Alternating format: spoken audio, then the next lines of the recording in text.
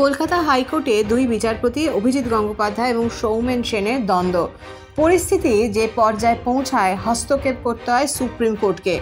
শনিবার chief justice of ইন্ডিয়ার নেতৃত্বে বসে 5 বিচারপতির বিশেষ বেঞ্চ।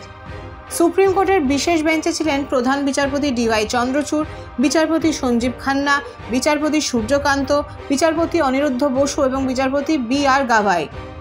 সব দিক বিচার করে দেশের শীর্ষ আদালত সিদ্ধান্তে পৌঁছায়। ডাক্তারি পড়ুয়াদের ভর্তির ক্ষেত্রে CBI তদন্তে অন্তর্বর্তী স্থগিতাদেশ জারি করা হয়। বিচারপতি সেন এবং বিচারপতি গঙ্গোপাধ্যায় দুজনের নির্দেশেই পড়ল সুপ্রিম স্থগিতাদেশ।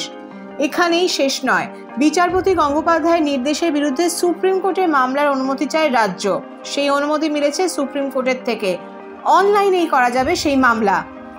মেডিকেল কলেজে ভর্তির মামলার পরবর্তী শুনানি সোমবার। প্রসঙ্গত, দুই বিচারপতির এই টানাপোড়েন দেখে স্বতঃপ্রণোদিত পদক্ষেপ করে দেশের শীর্ষ আদালত। এগিয়ে আসেন chief justice of India DY Chandrachud. এই সময় ডিজিটাল।